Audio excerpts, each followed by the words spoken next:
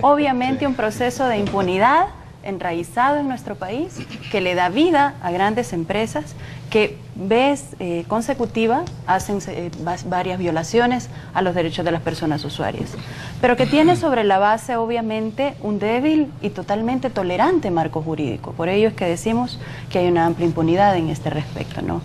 Como sabemos, anteriormente la telefonía estaba en manos del sector público.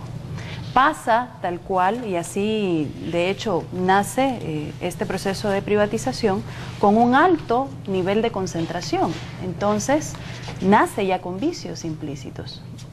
En este sentido, entendiendo que lo que está débil es la estructura que le da vida a todo este proceso de funcionamiento, no solo estatal, sino que de la entrada de este tipo de empresas, se nos plantea la oportunidad de generar un debate el recién año pasado, ¿no? Hay que decir que obviamente cuando se hace toda esta apertura de grandes empresas transnacionales, temas como la portabilidad numérica, como los reclamos, como las vigencias, eso que se mencionó ya con el tema de los decretos, hubieran sido ahí mismo concebidos. Pero tenemos que esperar en este país 15 años para entrar en este debate. A mí me gustaría que mostremos la primera lámina que traemos porque... A ver, ese cuadro nos muestra, para que los televidentes estén claros, que somos el país que más alto paga tarifa en telefonía fija. Que es algo que ha venido siendo tema de discusión. Yo tuve la oportunidad de estar recientemente, por cierto, esta semana con un amigo extranjero y me preguntaba, ¿es risible que en este país se esté cobrando telefonía fija? Y si vemos las gráficas, claro, obviamente vemos las diferencias. O sea, estamos viendo los 6.94 ya con IVA. Ese es el del Salvador, sí, es el más alto, ¿no?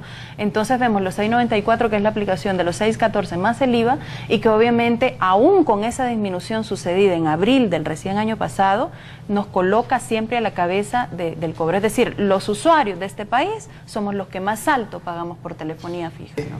Ese es el problema a los hogares, pero resulta que es más grave la situación porque el cargo de acceso comercial no es 6.10, sino que lo están poniendo en 14.10 y no hay ninguna explicación técnica porque es la misma red. Y significa, por lo tanto, y fíjense que el total de líneas comerciales es de 604.520.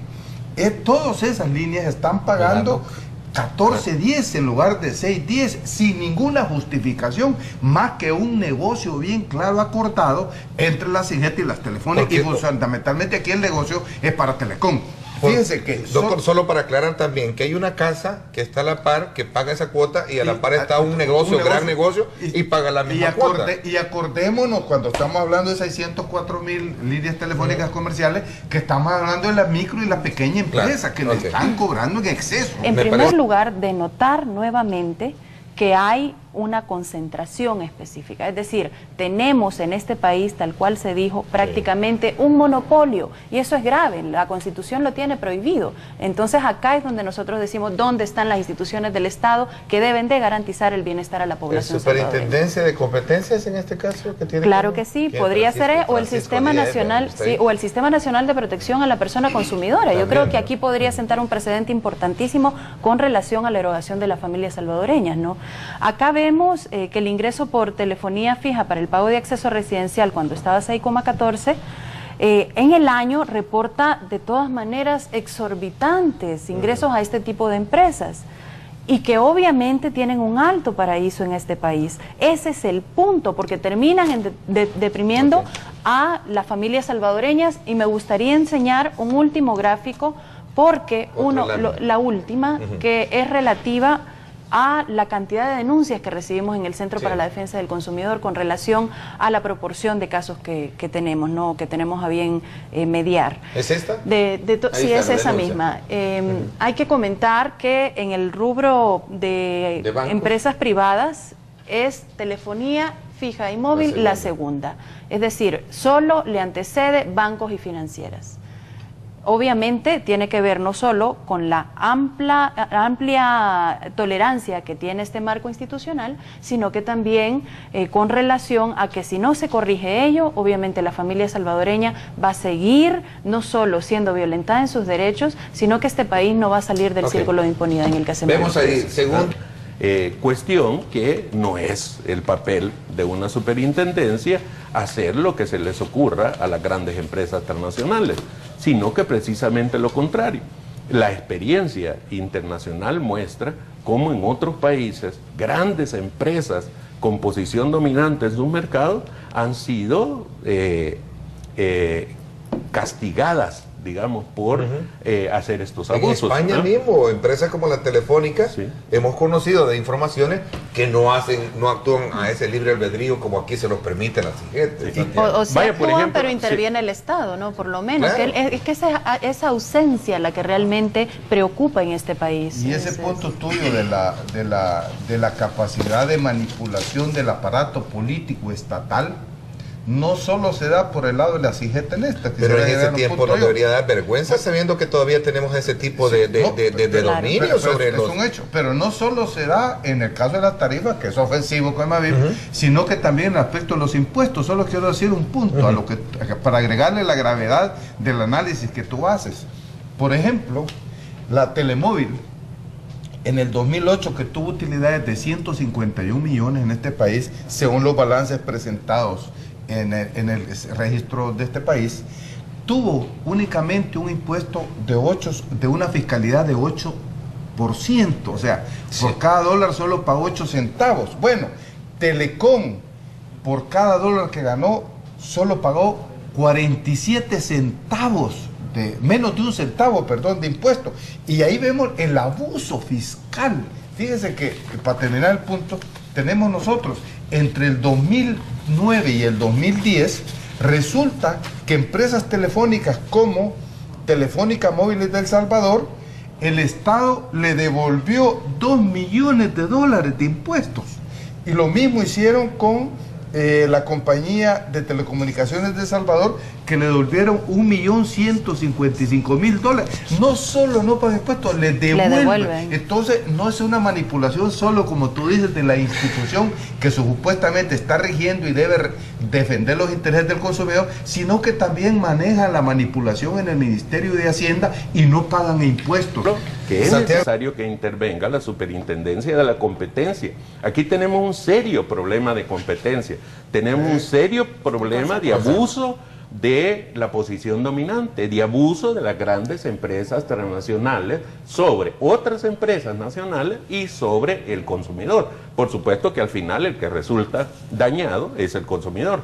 Entonces es importante que la Corte de Cuentas tome también este asunto, la Fiscalía General de la República, y que realmente se cumpla el decreto de la Asamblea Legislativa.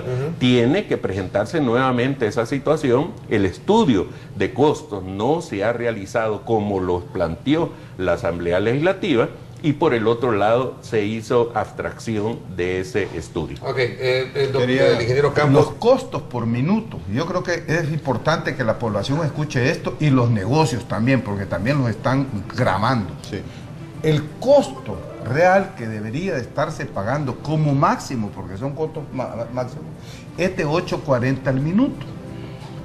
Y la CIGET les acaba de autorizar que cobre un máximo de 21.71. Señores, eso no puede ser. Esto, yo creo que lo que ustedes han dicho, la institucionalidad del Estado, ¿dónde está? Valga la lo que dice Santiago. ¿Dónde está? Porque yo creo que es importante. Aquí es de revisar toda la privatización de la telefonía. Porque es lo que tenemos que ver, que es la herencia que nos dejaron los gobiernos de Arena, una privatización, y que lastimosamente esta CIGET ha seguido haciendo lo mismo. Pero, ¿dónde está la Corte de Cuentas? Que vaya la Corte de Cuentas a auditar al Ministerio de Hacienda, porque estos señores no pagan impuestos y más bien le devuelven. Que vaya la Fiscalía y ya abra, exactamente, la Fiscalía debe estar abriendo un expediente para revisar al superintendente bajo qué negocios ha autorizado que en lugar de cobrar 9.85 con la ganancia original que les había dado, ahora vaya a 21.71. ¿Dónde está la superintendencia para proteger a las empresas nacionales de telefonía? ¿Dónde está el presidente de la República que vetó el decreto que trataba de quitar la cuota fija y en lugar de disminuirla, la aumentaron porque a más del 50% de las conexiones le subieron a 14%. O sea, es una burla a la población, a los empresarios. Doctor, agregar algo que yo quería razonar. ¿Por qué es que esto no es producto de una metodología de costos? Para que no se vaya a entender por nadie de los que nos están viendo, técnicos o la población, que estamos, digamos, haciendo una interpretación conveniente. Esto, el cargo fijo, por ser fijo, no está basado en costos. Sí. Eso es así inherentemente. Y es un cargo que pone de dedo, no puede provenir de una metodología. Es donde nosotros y que además no debería de existir. Y entonces no debería de existir porque originalmente nosotros lo quitamos. Nació con la ley de privatización para que las empresas recuperaran sus inversiones, que es un negocio que les dio anticipadamente arena. Entonces decirle a la población, en este punto decirle a la población que el 6.14, que casi es $7 ya con IVA, que se había quedado allá en el 2010, ahora es el mismo valor, doctor, y más grande todavía en el caso de las empresas. Una cosa sobre eso, por eso el CDC sostuvo en ese momento de debate que aún el decreto emitido por la Asamblea Legislativa estaba violentando derechos de las personas usuarias, porque obviamente no tenía ni siquiera cercano una metodología con base a costos. Fue algo de un proceso en donde llamaron a las empresas de telefonía, donde vimos el debate, incluso estuvimos de cerca, y esto es el resultado que nos dio el 6.14 y que obviamente en este periodo hemos esperado 15 meses para buscar la metodología adecuada y nos salen con la sorpresa que en algunos casos vamos a pagar el doble y en otros casos se mantiene la misma. Entonces, ¿cuál es el proceso de intervención acá del Estado? Nos gustaría saber. Mire, nosotros vivimos